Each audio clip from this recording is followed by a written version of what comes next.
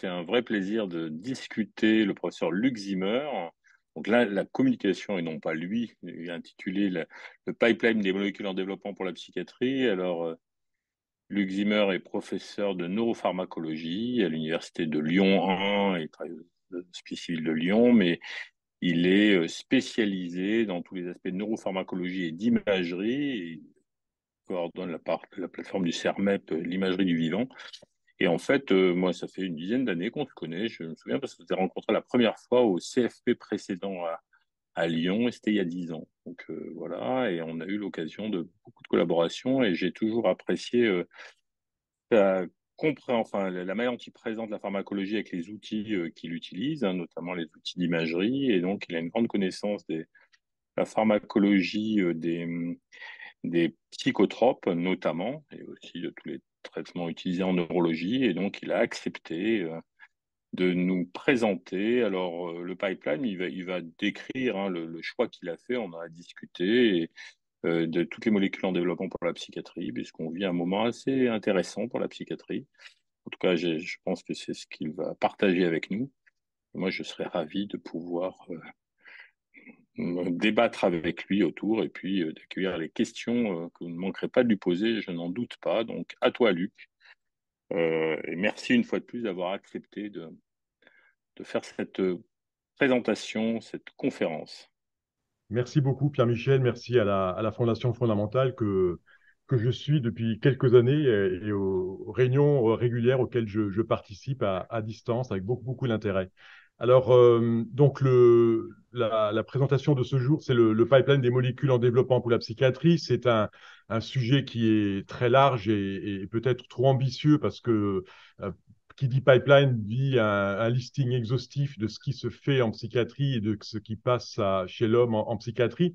Donc, ce que je vous propose, moi, ce sera en préambule de vous indiquer un peu le périmètre que j'ai choisi. Alors déjà, comme tu l'as dit, Pierre-Michel, c'est un regard de neuropharmacologue, certes dans une démarche très transactionnelle, hospital universitaire, mais non de clinicien. Donc, ce sera un point de vue qui sera différent.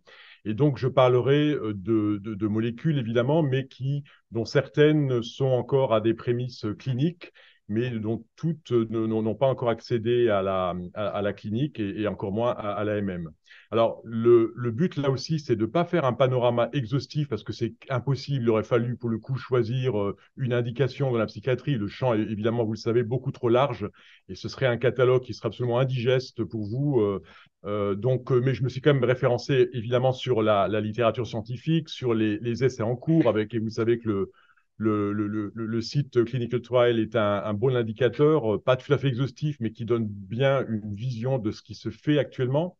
Je citerai aussi des exemples personnels et des avis plus personnels liés à mon expérience de co-direction d'un LabCom, donc qui est un laboratoire académique et industriel avec un industriel du médicament du cerveau, Terranexus, qui reste sur la neurologie actuellement, qui n'est pas en psychiatrie, mais on pourra en parler.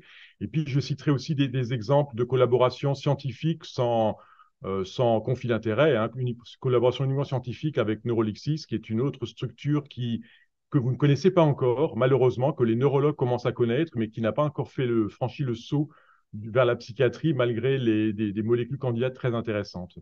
Et puis enfin, je parlerai d'exemples aussi que j'ai au niveau de ma plateforme où nous avons régulièrement des interactions avec des biotech ou des pharma, notamment les radiotraceurs et biomarqueurs compagnons qui peuvent accompagner le développement d'un nouveau médicament donc en imagerie préclinique et clinique.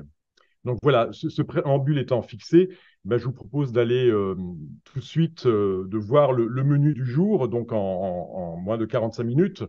Donc, un rapide parcours sur les médicaments existants, enfin l'état des lieux. Et puis ensuite, on va dérouler avec voir ce qui se fait actuellement, voir les difficultés qu'il y a avec un turnover qui est très important. Je citais deux exemples totalement partiaux d'innovation qui étaient extrêmement intéressantes conceptuellement, même cliniquement, et qui ont fait pchit. Et puis, évidemment, vous n'échapperez pas aux hallucinogènes que j'aborderai sur un plan peut-être un peu différent parce que c'est quelque chose qui maintenant est commun, mais qui a vraiment de réelles implications pour la psychopharmacologie. Et je terminerai par une piste sur laquelle je travaille depuis quelques années et qui me tient à cœur et qui, me semble-t-il, a dorénavant un rationnel pour franchir le grand saut vers la psychiatrie. Alors, d'abord, les médicaments en psychiatrie en 2023. Alors, l'état des lieux, vous le connaissez bien, vous le pratiquez tous les jours. Vous savez que la classification des psychotropes actuellement, finalement, elle date. Hein. Alors, elle a été certes elle a été réactualisée, hein, puisqu'on n'est plus à la version de l'aide de Necker communiquée au Congrès mondial de psychiatrie en 61. Mais on n'a pas eu de différence très, très significative dans cette classification entre les psycholeptiques, les psychoanaleptiques, les psychodysleptiques, qui d'ailleurs étaient des molécules assez vues avec beaucoup de curiosité, mais peu utilisées, et qui, vous savez, sont dorénavant d'un grand intérêt. Et finalement, cette classification entre les neuroleptiques ou antipsychotiques, les hypnotiques, les antidépresseurs, elle n'a que peu bougé depuis plus d'une cinquantaine d'années. Et j'en profite pour vous dire, et vous, ça aussi, vous avez dû en entendre parler, c'est que quand on fait l'état des lieux des molécules psychotropes actuelles, vous savez que la classification, elle a ses limites. Vous, au quotidien, quand vous prescrivez un antidépresseur qui va être un add-on pour une autre indication, quand vous avez un antidépresseur qui est utilisé pour un effet antalgique, quand vous avez et dans certains cas un antipsychotique qui peut avoir une propriété antidépressive, souvent vous avez face à vous des patients qui ne comprennent pas que la classification ne correspond pas à leur indication, à leur pathologie. Et je ne parle pas des antidépresseurs à visée anxiolytique, etc. Donc, il y a là déjà un trouble très souvent de cas le clinicien. Mais plus embêtant, me semble-t-il, d'un point de vue de psychopharmacologue, très souvent, on perd de vue l'effet, le mécanisme du médicament. Et on reste sur l'indication. Bon, un antidépresseur, c'est pour la dépression. Et on oublie qu'en amont, il y a des mécanismes qui entraînent des effets indésirables, des interactions, puisque évidemment, on a tendance aussi à faire de la polypharmacie et à faire couche sur couche. Vous le savez, hein, c'est un véritable problème actuellement. Et donc, la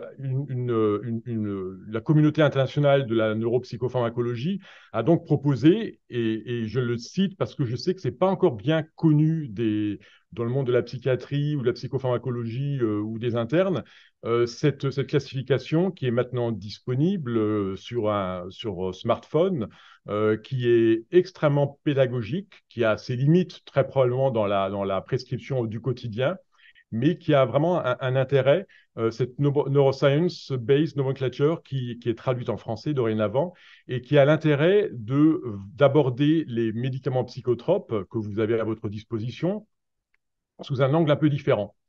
Ça rappelle et ça vous incite à raisonner en fait d'abord en termes de cibles, et on sait qu'il y a une dizaine de cibles ou de grands systèmes de neurotransmission disponibles, de modes d'action entre l'agonisme, l'antagonisme, etc. Donc tous les modes d'action pharmacologiques qui existent. Donc ça, c'est le point de départ. Évidemment, on ne peut pas s'affranchir de l'indication, évidemment. Et puis après, ça vous redirige entre la conjonction entre le mode d'action recherché et les éventuels effets secondaires qui sont à pressentir. Et l'indication, eh bien, on a un choix mieux guidé sur la molécule, ou en tout cas, on a un rappel de ces principes fondamentaux de la psychopharmacologie. Donc, de ce point de vue-là, ça a des propriétés vraiment pharmacologiques et didactiques tout à fait intéressantes. Alors, l'intérêt aussi de cette classification, c'est qu'elle nous rappelle l'état des lieux des neurotransmetteurs que vous pouvez manipuler avec vos molécules. On a globalement une dizaine de systèmes de neurotransmission qui sont listés ici à gauche, qui peuvent être modulés avec, comme outil, là aussi, 9 grands mécanismes pharmacologiques qui peuvent libérer davantage de ces neurotransmetteurs, les bloquer, les moduler, etc. Et ça, finalement, c'est quelque chose qui, il faut bien le dire, a peu évolué depuis pas mal d'années. C'est que quand on regarde les mises sur le marché, alors là, c'est le marché américain, mais quand on regarde les mises sur le marché, prenons l'exemple des antidépresseurs. On a l'impression, quand on regarde les mises sur le marché, avec les évolutions des indications, que ça bouge tout le temps, qu'il y a de la nouveauté et qu'on a des molécules récentes, renouvelées. Et en fait, quand on regarde de près à la fois la cible, le concept pharmacologique, la molécule princeps évidemment ne regarde pas les molécules MeToo qui sont que des copies finalement ou des molécules très voisines, on se rend compte que les concepts psychopharmacologiques actuellement, en 2023, n'ont finalement que peu évolué depuis près de 50 ans. Et la psychiatrie est peut-être l'une des disciplines médicales qui utilise certes un grand nombre de molécules, mais qui souffre quand même d'un taux de renouvellement de molécules et de concepts le plus marqué. Je pense qu'il y a très peu de disciplines médicales autres qui finalement se contentent encore de molécules de psychotropes dont les concepts, dont les fondations ont été fondées entre les années 1960 et 1980, pour faire simple, à l'échelle de ces illustres noms dont le choix est totalement arbitraire évidemment. Donc, alors, évidemment, vous allez me dire, mais bon, est-ce que c'est un problème? Un vieux médicament peut être un bon médicament, évidemment. Il ne faut pas faire de jeunisme en pharmacologie. Mais vous savez mieux que moi, l'efficacité thérapeutique n'est pas toujours au rendez-vous. Vous savez mieux que moi que les effets indésirables sont à gérer. Donc, il y a quand même un réel potentiel dans ce domaine-là. Et donc, ça me conduit à parler des enjeux du drug discovery en psychiatrie et particulièrement en psychiatrie. Et là aussi, je pense que vous qui êtes de la société fondamentale, vous militez pour cela. Vous savez, évidemment, je ne vous apprendrai rien, qu'il y a une incidence majeure des troubles psychiatriques. Ce sont les chiffres que vous connaissez, que vous communiquez vous-même. Le marché, si je parle d'un point de vue industriel, il est là sans aucun doute. Et le besoin en santé publique, il est énorme, vous le savez bien.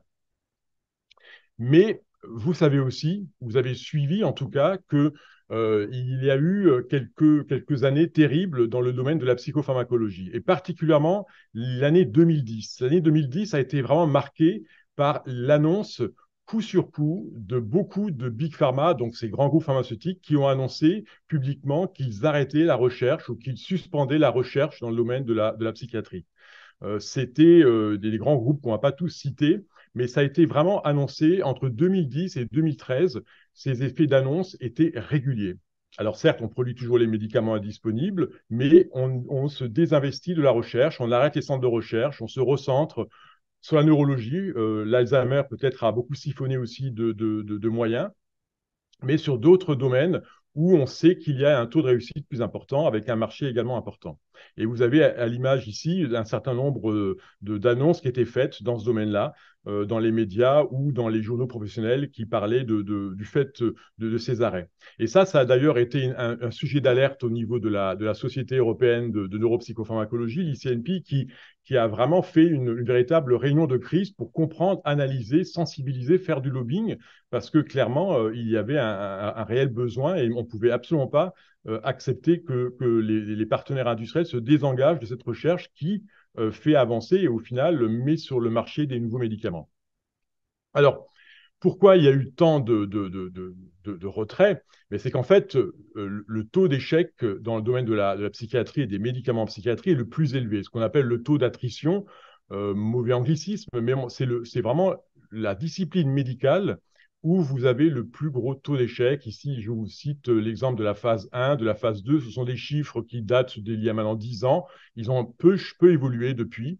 Mais au moment où il y avait ces retraits industriels entre 2010 et 2015, vous voyez que la psychiatrie était en bon dernier dans le rang, c'est-à-dire avec le plus gros taux d'échec dans les phases initiales, dans les phases 2 et dans les phases 3, qui expliquait qu'il y avait de nombreux arrêts et très peu de grosses difficultés à mettre sur le marché un nouveau médicament.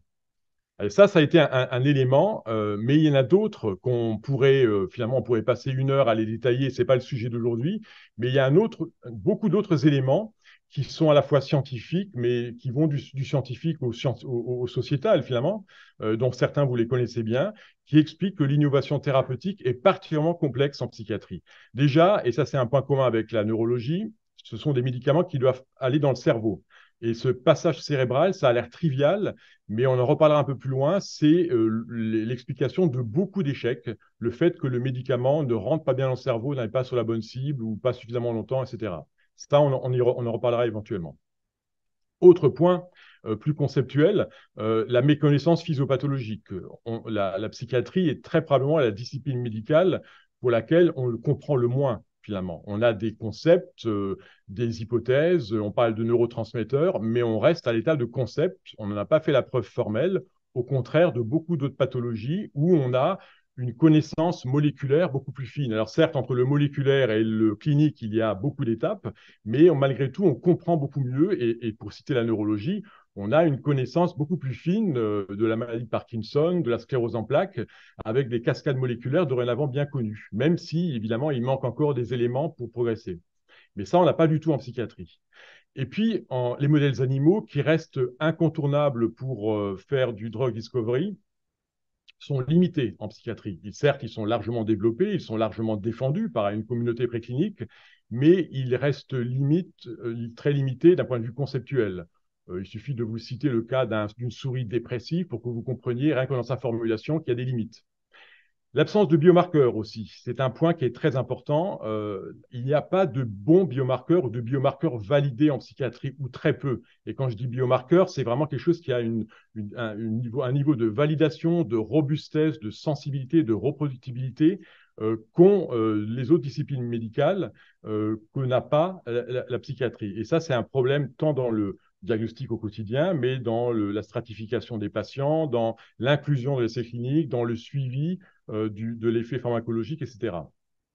Enfin, d'un point de vue plus clinique cette fois-ci, ou recherche clinique, il y a des contraintes méthodologiques qui sont importantes en psychiatrie. Citons l'exemple du placebo, qui est certes pas propre à la psychiatrie, mais qui peut être un véritable casse-tête dans certains cas, avec des contraintes dans tout ce qui est donc recherche impliquant la personne humaine, dans la méthodologie. Et puis, il y a aussi le problème qui n'est pas abordé ici, évidemment, qui mérite et qui est largement débattu par ailleurs, de la classification de DSM qui, comme vous savez, reste encore totalement déconnectée de la neurobiologie et qui peut être là aussi, j'ose pas dire le péché originel, mais un problème au départ dans l'inclusion des patients et donc dans les biais que cela peut comporter après pour étudier des molécules. Et puis, d'un point de vue plus sociétal, les craintes médico-légales, la stigmatisation de la maladie mentale, et là, vous le connaissez bien, et c'est quelque chose sur lequel il y a des progrès, mais qui restent évidemment trop lents.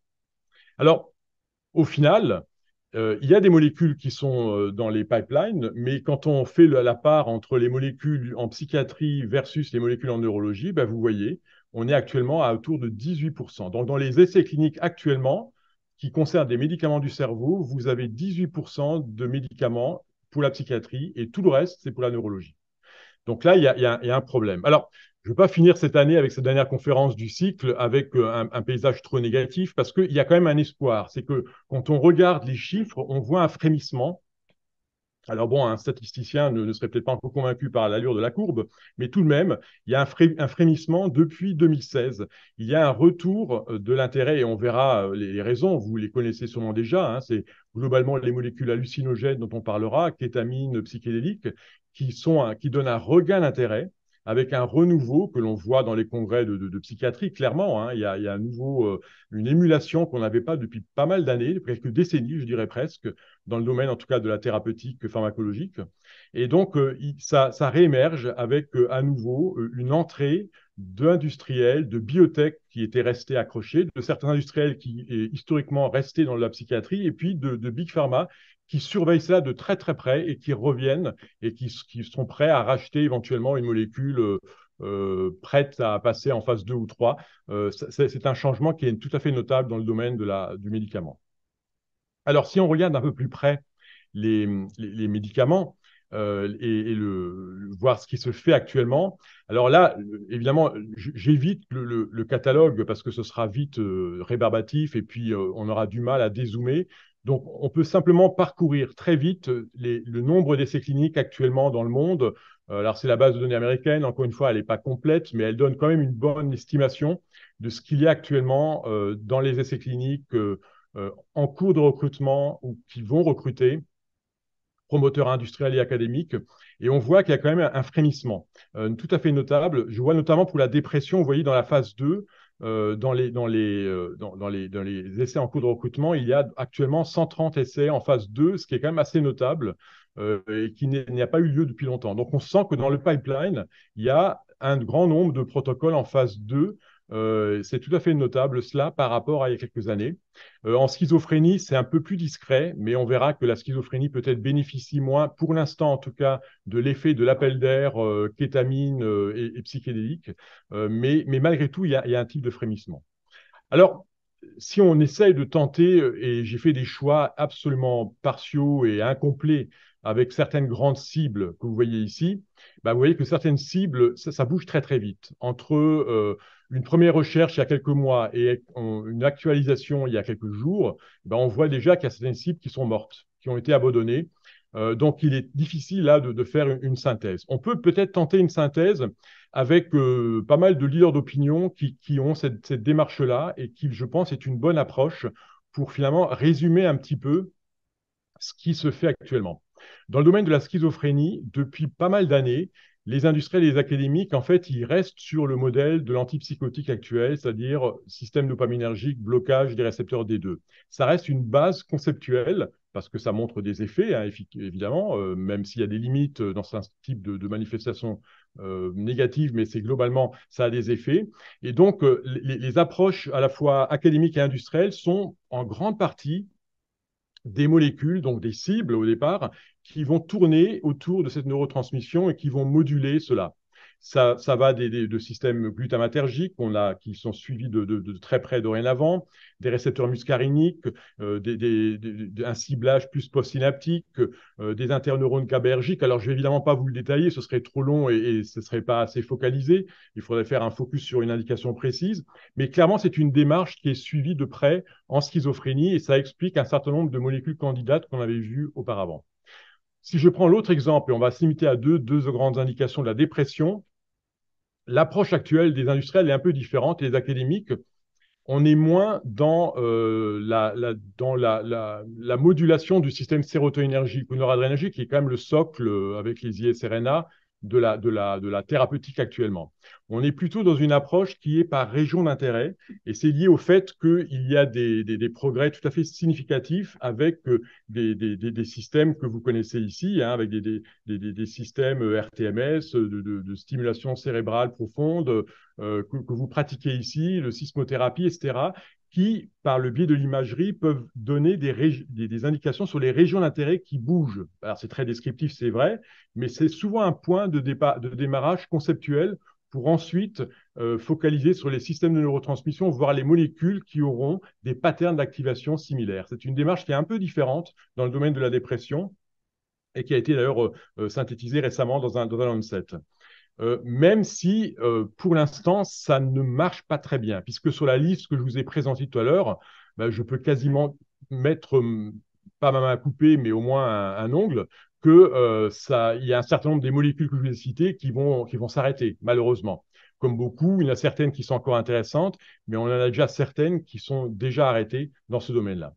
Et c'est vrai que parfois, avec le recul, et ça a été une réflexion aussi de la communauté de la psychopharmacologie et des industriels, une espèce de brainstorming qui s'est fait il y a quelques années, il est apparu que souvent on enterre un peu trop rapidement des molécules. Alors, je comprends que les industriels ont évidemment des urgences et ne peuvent pas, quand il y a un échec en phase 3, bah, c'est l'arrêt net du programme pour perdre le moins d'argent possible et rebondir. Et parce que parfois aussi, ils suivent de près l'action qui va chuter, notamment quand c'est une biotech. C'est parfois une question de vie ou de mort, hein, avec une action, et on a des cas précis en collaboration en France, hein, qui du jour au lendemain peuvent perdre tous leurs capitaux. Donc, ils n'ont pas le temps de creuser. Mais une étude qui a été faite il y a quelques années avait réanalysé en psychiatrie des échecs en phase 2 et phase 3. Et ce qui apparaissait très souvent, bah, c'est que les questions de base n'étaient pas assez dérisquées. Le terme de dérisqué est un terme très, très marketing, très industriel, pardon. En académique, on prend des risques. Dans le domaine industriel, on dérisque. Mais c'est clair que ces molécules, souvent, étaient peu dérisquées d'un point de vue pharmacologique. Ça veut dire quoi? Mais ça veut dire qu'on n'avait pas vérifié suffisamment que la molécule, et je reviens à cette notion de biodisponibilité, est-ce qu'elle rentre suffisamment dans le cerveau, aux doses que l'on administre? Pas chez l'animal, chez l'homme. Est-ce qu'elle se fixe sur la bonne cible? Est-ce qu'elle reste suffisamment longtemps? Donc, toute la notion de cinétique qui est souvent négligée. Et on passe trop vite d'études précliniques ou de premières études de preuve de concept à une étude à plus grande échelle sans avoir finalement la bonne dose au final. Et il est très possible que des médicaments candidats qu'on vous proposait qui étaient intéressants ont été finalement ont avorté parce que la dose n'était pas la bonne, tout simplement. Alors, on a des approches dorénavant pour aider, hein, l'imagerie notamment, mais pas que. Mais ça, souvent, c'est quelque chose qui est négligé et il est très possible qu'il faudrait rouvrir les tiroirs et sortir des molécules qui peuvent être intéressantes. Alors, un exemple de deux innovations qui étaient vraiment intéressantes, conceptuellement intéressantes, à des niveaux différents et qui ont fait pchit, mais tout récemment. L'exemple, par exemple, des amines traces. Les amines traces, c'est une notion qui est quand même assez récente en psychopharmacologie. C'est en fait, vous voyez, c'est la péthyramine, la tryptamine, l'octopamine, entre autres. Donc, des molécules qui sortent du champ habituel de la pharmacologie, voire de la neurobiologie, qui étaient étudiées depuis de nombreuses années, qui étaient des molécules endogènes dont on ne connaissait pas vraiment le rôle. Et puis, tout, comme très souvent dans l'histoire de la psychopharmacologie, tout a démarré lorsqu'on a identifié un récepteur. Parce que le neurobiologiste se dira toujours, avec une vision un peu finaliste, c'est qu'une molécule endogène, elle n'est pas là pour rien, elle a un rôle. Et très souvent, ce rôle, il est médié par une activation d'un récepteur. Ça, c'est le concept souvent de départ. Et en 2001, c'est le premier récepteur couplé aux protéines G de ces amines traces a été identifié. C'est le TAR1, et avec très vite un intérêt parce que c'était un récepteur qui était activé à la fois par ces amines traces, qui, comme l'on indique, sont présentes à l'état de traces, mais également par des neurotransmetteurs comme la dopamine ou la sérotonine.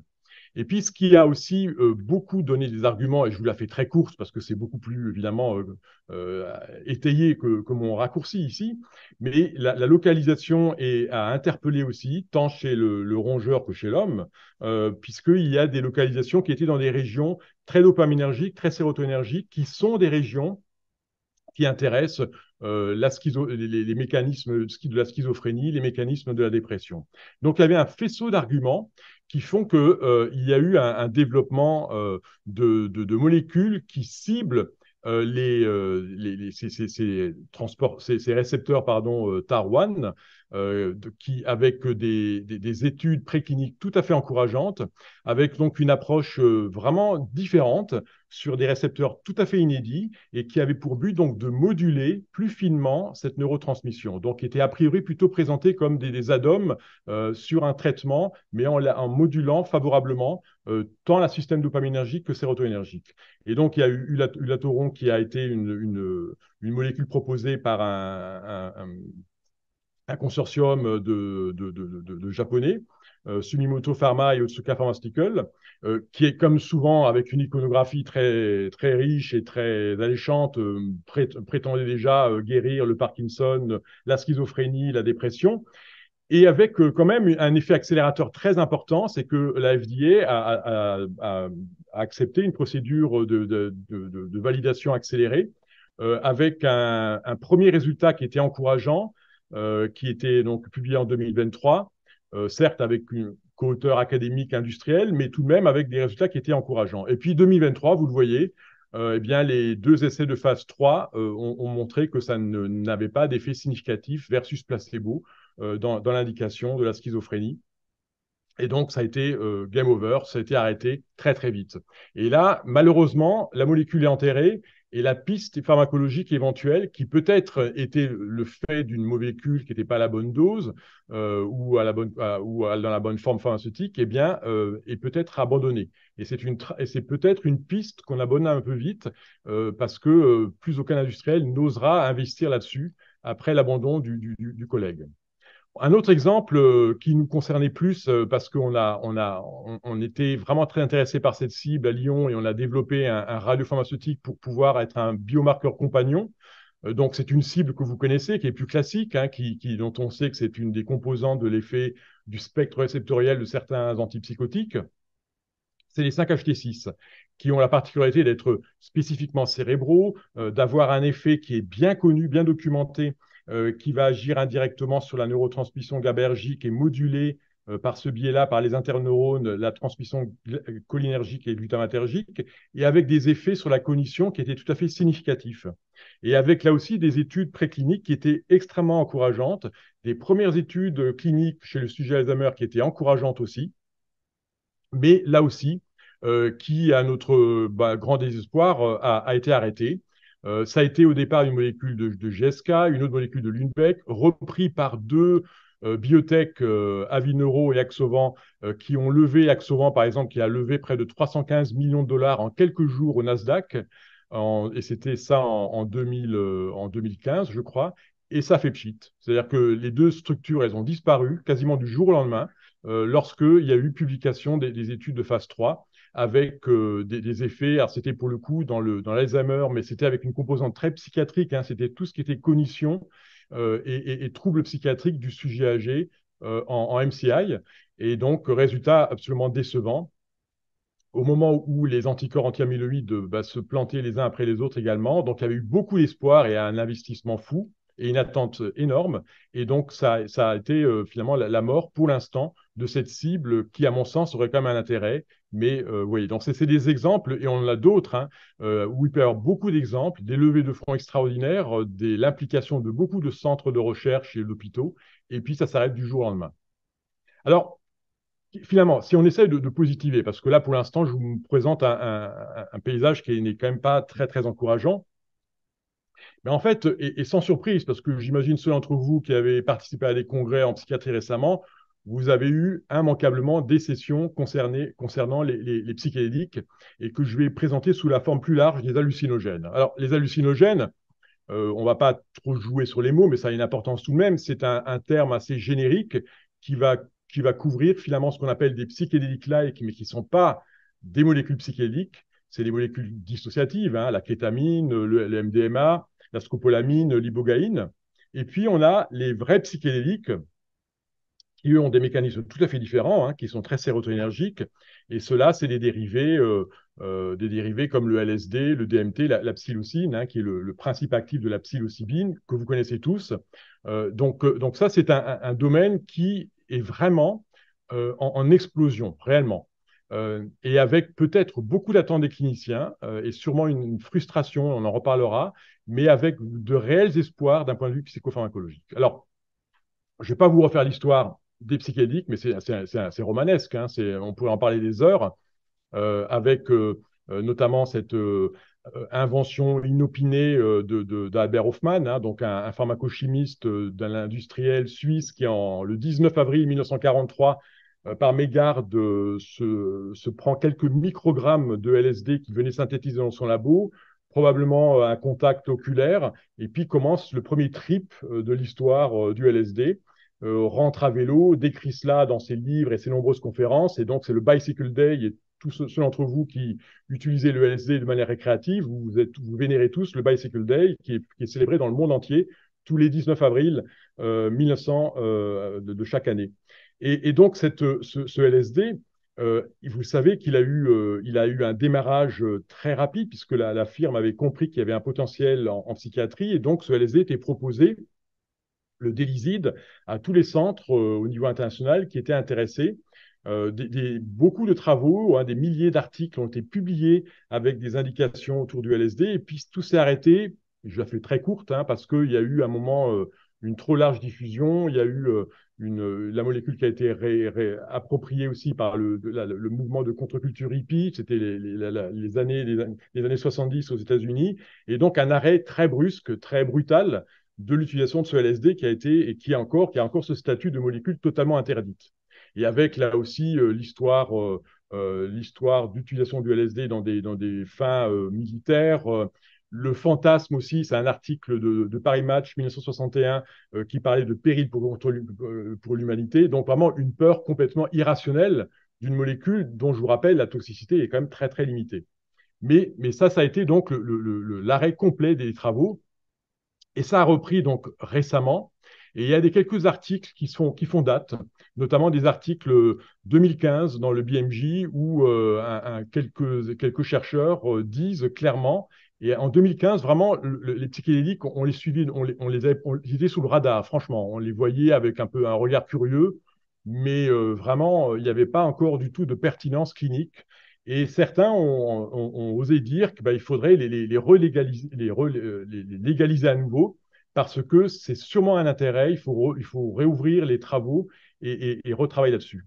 Et puis, il y a eu des fondations nord-américaines, anglaises, Beckley en est une, mais il y en a d'autres, qui ont proposé de manière assez prosélyte, oui, mais quand même de manière sans but commercial, initialement en tout cas, de mettre à disposition des formes pharmaceutiques de LSD, de psilocybine, donc avec un dossier de médicaments expérimental, donc pour qu'un centre intéressé puisse soumettre cela auprès de son agence du médicament. Donc c'était quasiment le LSD pharmaceutique clé en main qui était fourni pour des travaux.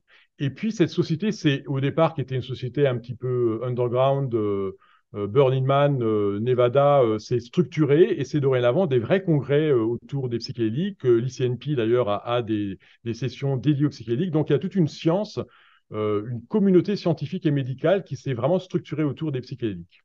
Alors, les approches des psychédéliques et les applications médicales, actuellement, c'est. Alors, il y a peu d'études en France, à vrai dire, hein. Pierre-Michel Lorca va en piloter une, Luc Mallet va en piloter une autre. Mais en France, il y a, et j'espère ne pas oublier d'autres équipes, mais en France, il y a quand même très, très peu, pour l'instant, d'études autour des psychédéliques, alors que dans d'autres pays, il y a déjà une avance significative. Ça, c'est un petit peu regrettable. Mais bon, il y a un certain nombre d'indications qui sont proposées et on voit que si vous regardez dans le clinical trial, il y a en effet un grand nombre d'essais actuellement autour du LSD avec beaucoup d'études cliniques. Alors, attention, parce qu'il y a des effets, et on n'aura pas le temps de parler évidemment des protocoles très spécifiques aux psychédéliques, mais il faut là aussi vraiment garder la tête froide d'un point de vue clinique. C'est que il y a encore beaucoup de limites méthodologiques autour du microdosing des psychédéliques. Déjà, la notion de microdose, parce que pour le LSD, on est à des doses qui sont autour de 15 à 25, 30, 40, 50 microgrammes. Je dis bien microgrammes et pas milligrammes. Donc, on est vraiment dans la microdose. Donc, ça, il faut le définir précisément avec là aussi des sensibilités interindividuelles qui sont totalement méconnues pour l'instant. Il faut là aussi une validation méthodologique qui est complexe, quid du placebo, cette question aussi simple, mais pourtant cruciale, comment prouver la supériorité versus un placebo dans une séance psychédélique. Les indications aussi, est-ce que c'est les discussions, est-ce qu'il faut le faire en ADOM, en monothérapie, est-ce qu'il faut garder un traitement psychotrope sous-jacent? Est-ce que les mots d'animaux ont une pertinence? C'est une question aussi qu'on se pose. Ils peuvent apporter certaines informations probablement, etc. La réglementation aussi, ça a l'air trivial, mais c'est incontournable. Donc, il y a beaucoup de questions qui ont été d'ailleurs soulevées par des leaders d'opinion de la psychopharmacologie dans un commentaire assez récent. Par contre, ce qui est très intéressant, c'est que les psychédéliques ont été un véritable accélérateur de recherche. Mais alors vraiment, ce n'est pas une formulation en l'emporte-pièce. En l'espace de 5 ans, alors certes, il y a de plus en plus d'équipes qui travaillent. Nous-mêmes, on a évidemment aussi eu à chercher à se positionner, mais il y a des équipes vraiment de très haut vol qui vont du moléculaire à l'imagerie associant les cliniciens, qui ont permis des avancées conceptuelles majeures grâce aux psychédéliques. Je vais vous citer quelques exemples, on ne va pas les développer, mais grâce aux psychédéliques, on a réussi à mieux comprendre la cible qui était pourtant connue, les 5-HT2A, que vous connaissez bien, évidemment, dans les antipsychotiques atypiques, par leur blocage. On sait depuis très longtemps que leur activation provoque de la schizophrénie expérimentale, hein, avec des grosses guillemets.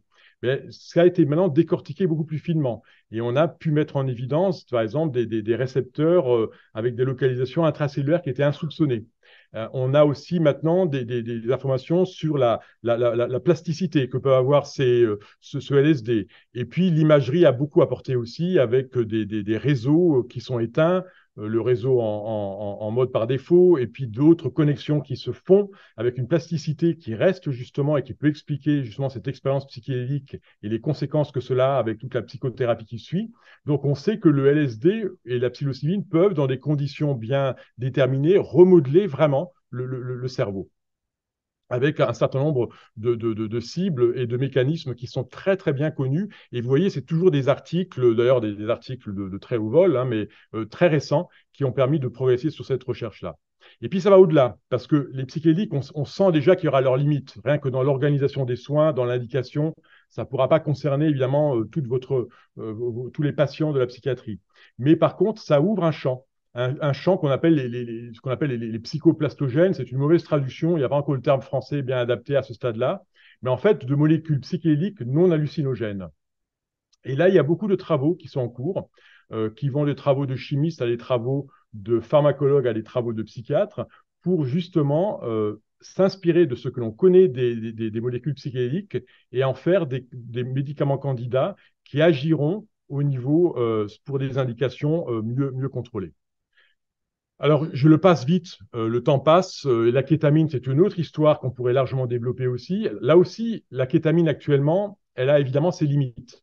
Mais elle est un sujet d'intérêt parce que elle permet de mieux comprendre un phénomène antidépresseur rapide et de décortiquer ce mécanisme-là pour avoir des molécules candidates qui n'auront pas les effets indésirables de la kétamine, et ils sont nombreux, ou de la S-kétamine, mais qui vont court-circuiter cet effet-là. Je vous citerai juste un exemple. Et je ne parle pas du MDMA, l'ecstasy, qui lui aussi a des intérêts, mais qu'on n'a pas le temps de développer ici. Pour finir, une dernière piste qui me paraît tout à fait intéressante et qui est crédible. Là, encore une fois, ce n'est pas des pistes de chercheurs, entre guillemets, avec des échéances à 10-20 ans.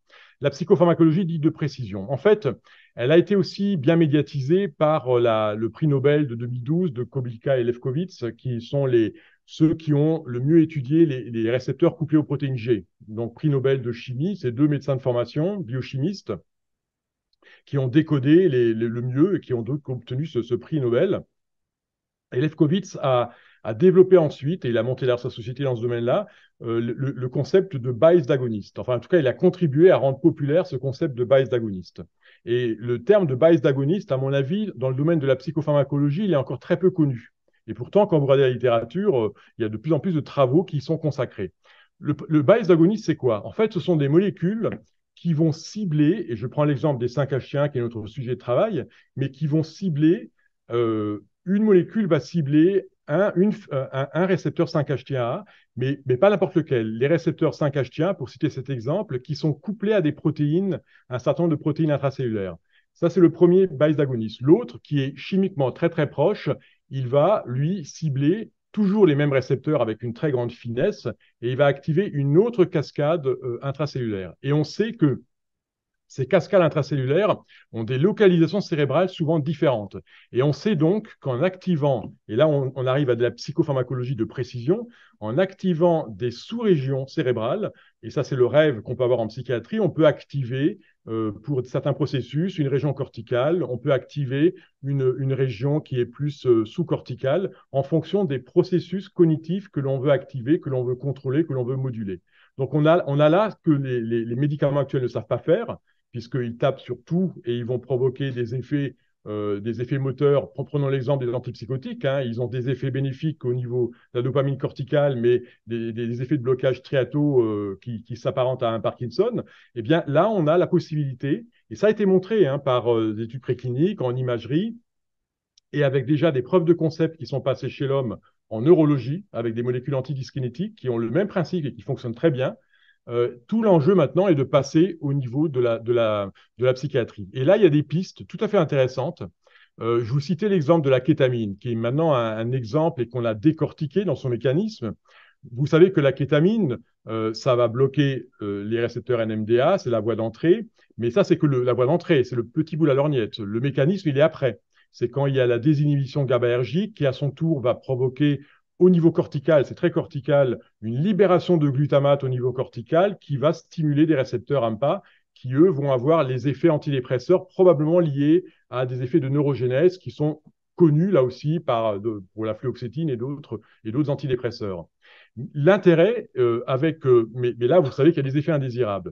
La piste qu'il y a actuellement et qui est déjà documentée au niveau préclinique du rongeur aux primates non humains, donc on est déjà loin, et on est prêt à faire le saut chez l'homme, c'est que on peut très bien avoir un bias d'agoniste qui va cibler spécifiquement les récepteurs corticaux et qui va ensuite activer de la même manière, mais en court-circuitant la partie qui entraîne des effets indésirables, et avec un effet antidépresseur rapide qui est tout aussi significatif. Alors, évidemment, on n'est pas passé à l'homme parce que pour l'instant, les pharmas sont un peu frileuses pour passer à l'homme, mais c'est une piste qui est tout à fait intéressante.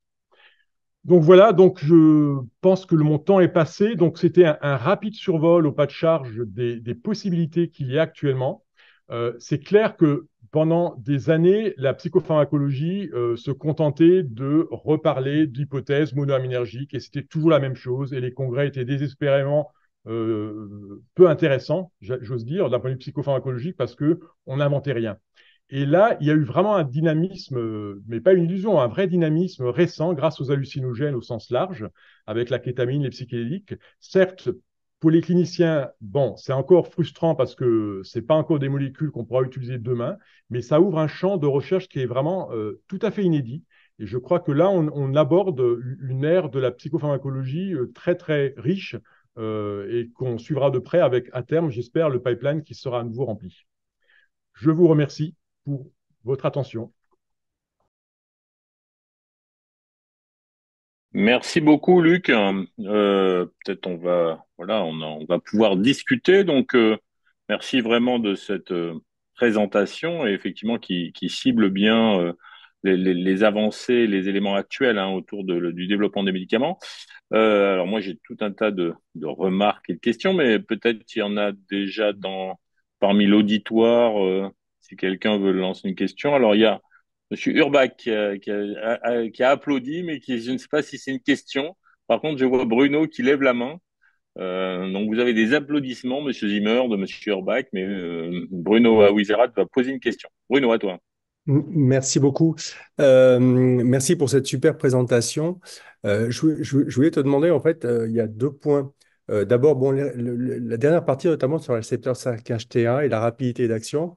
Est-ce qu'on ne revisite pas ce qui a été, bon, je dirais plus ou moins débattu autour du pindolol, et notamment avec Artigas dans les années 80?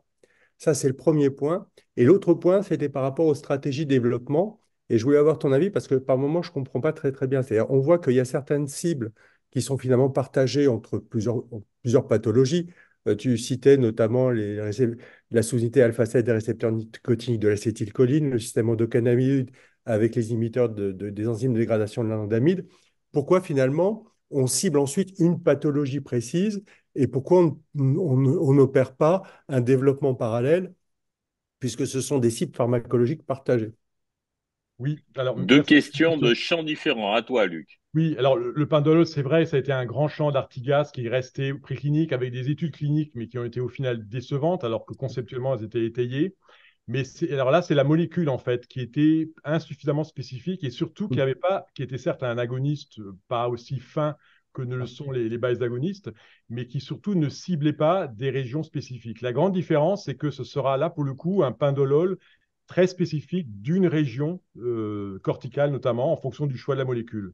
Donc, c'est la grosse différence. Donc, les 5-HT1 qu'on pensait un peu dépassés, vieilles cibles, qu'on nous rebâche depuis des années, peuvent être revisités grâce à ça, avec ce ciblage vraiment par région d'intérêt, et qui peut changer la donne.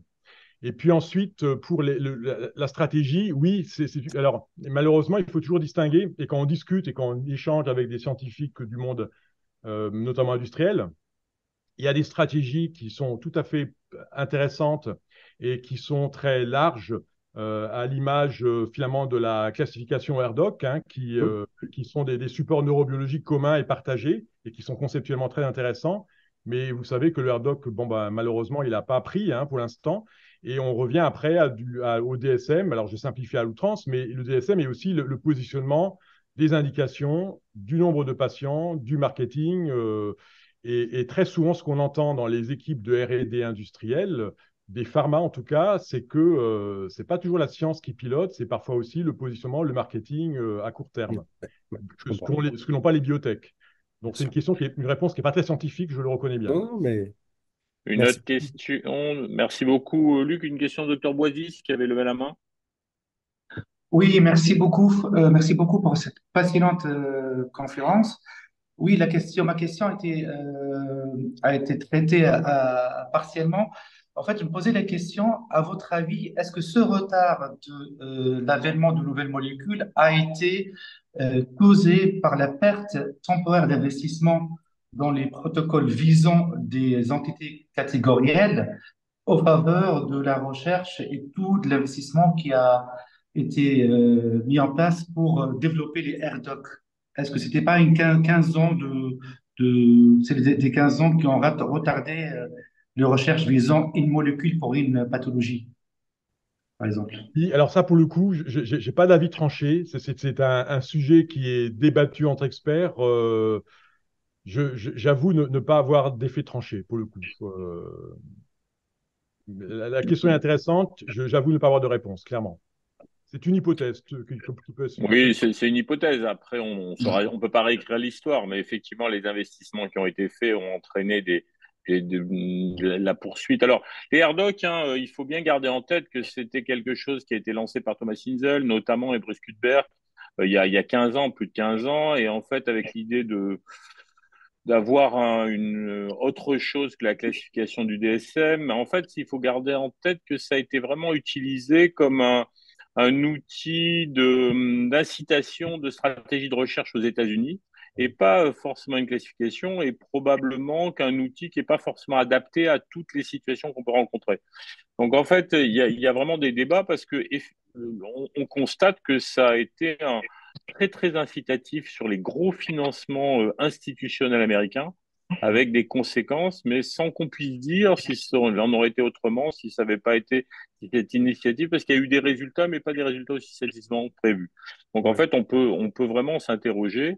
Et d'ailleurs, il y a un retour en arrière par rapport à la modalité d'utilisation des AirDoc pour les financements de la recherche aux États-Unis, qui est depuis à peu près l'année dernière, qui est tout à fait réel, mais en même temps sans qu'on ait une solution alternative. Donc c'est assez complexe. Moi j'avais deux points à soulever avec toi, Luc.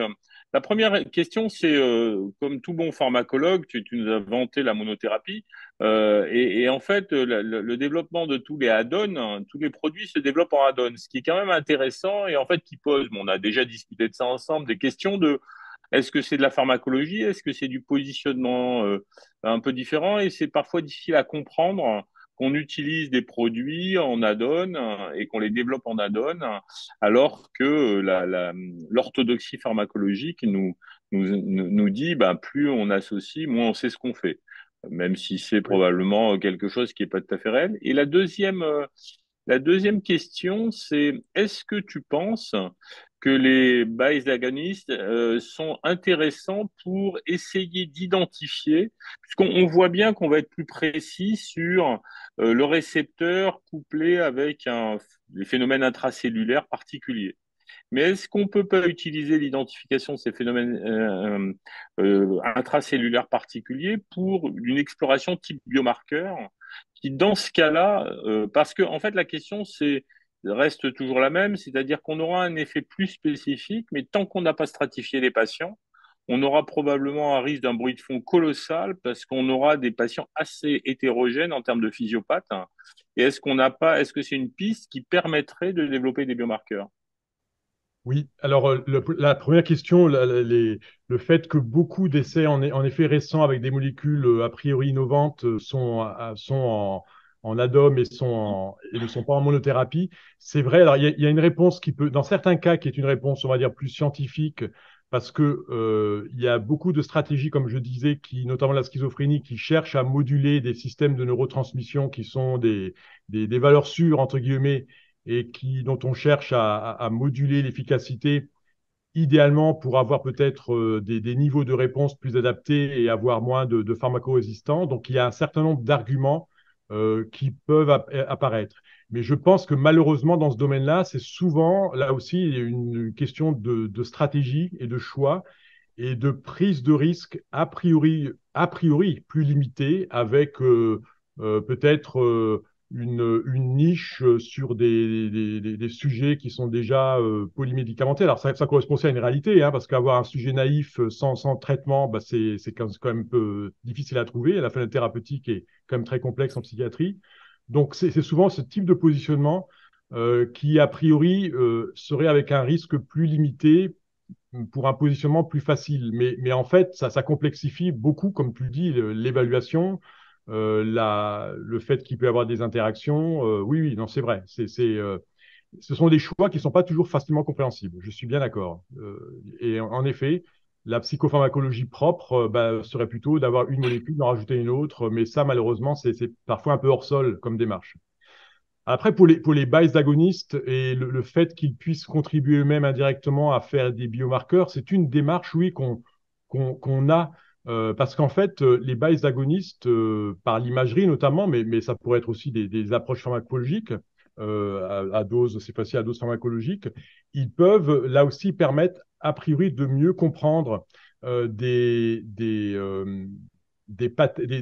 sous-phénotypes insoupçonnés. Par exemple, il est possible que certaines sous-catégories de telle pathologie aient au final des découplages de récepteurs et on a des hypothèses à ce niveau-là. On était plus dans le neurodégénératif, dans la réserve cognitive, mais on peut avoir des hypothèses de récepteurs qui sont certes présents et donc l'imagerie TEP verra strictement la même densité de ces récepteurs. Le sujet A sera comparable au sujet B en termes d'image PET, mais si on regarde de plus près le niveau de couplage, il aura peut-être moins de récepteurs fonctionnels en état de fonctionnement. Et ça, ce sont des outils que l'on peut utiliser aussi pour l'imagerie pour cela, et qui permettraient à terme, idéalement, d'en faire des biomarqueurs. Bon, avec la restriction, évidemment, c'est que l'approche TEP, elle est quand même pas du tout utilisable à grande échelle. Mais en tout cas, c'est un concept qu'on utilise aussi pour les biomarqueurs et pour une stratification plus fine et voire une compréhension physiopathologique plus fine. D'accord, donc ça, il y a des projets en cours de ce type-là. Au-delà, Tout à parce fait, qu'en oui. fait, moi, ce qui me préoccupe, c'est que utiliser ces molécules très spécifiques dans des populations mal caractérisées me semble courir vraiment un risque d'avoir une absence de vision Et, d'un quelconque alors, effet, en tout ouais. cas différenciant par rapport au traitement actuel, et en fait qui conduit au risque que tu évoquais, qui est on abandonne tout parce que ça marche pas comme on voudrait, quoi. Ouais. Et là, le serpent se mord un peu la queue. Tu parles de la stratification à juste titre, qui est souvent et probablement la limite actuelle conceptuelle et l'absence de biomarqueurs, mais c'est vrai que c'est certainement le point de départ. Avoir au départ des patients mieux phénotypés avant d'étendre cela à une population générale. Mais c'est un gros problème, en effet. Ouais, ouais. Ok, merci beaucoup. Est-ce qu'il y a d'autres questions par rapport à cette passionnante conférence qui une fois de plus, hein, donne des... Alors, juste pour conclure, parce qu'on arrive à la fin, hein, en fait, tu étais quand même assez réservé. Donc, donne-moi ton point de vue plus spécifique sur l'utilisabilité de tout ce qui est psychédélique dans cette catégorie-là comme un traitement. Alors, tu as bien souligné hein, l'intérêt que ça présente comme des outils de meilleure compréhension physiopathe et probablement de développement d'autres molécules. Mais est-ce que tu penses, par rapport aux problèmes que tu évoquais, hein, qui sont aussi de la manière de l'emploi, du microdosing, etc., enfin, il y a beaucoup de débats hein, autour de ça à l'heure actuelle. Toi, ton point de vue de pharmacologue, tu as le sentiment que c'est quelque chose qui, au-delà des effets de mode à l'heure actuelle, permettrait dans un avenir pas trop lointain l'émergence de stratégies thérapeutiques utilisables dans différentes pathologies. On a bien vu la dépression, mais aussi les addictions, les TOC, enfin, tout un tas de choses comme ça. Et donc, en fait, dans l'analyse que tu en fais, à côté de l'aspect physiopathe, qu'est-ce que tu en penses des perspectives que les cliniciens peuvent avoir?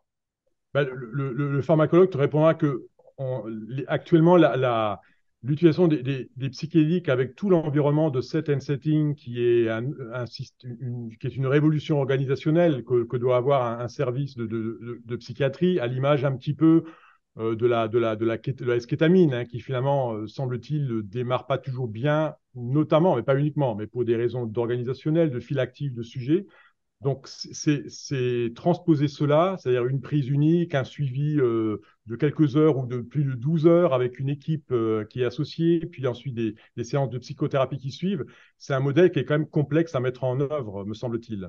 Et l'intérêt de recherche sur des molécules qui seraient peut-être avec une approche PEROS plus classique, ce serait d'avoir cet effet moléculaire de remodelage cérébral, parce que finalement, plus on s'apparente quand même à un remodelage cérébral qui pourrait être induit sans le contexte de set and setting qui est quand même quelque chose de contraignant et qui sera probablement difficile à mettre en œuvre à grande échelle.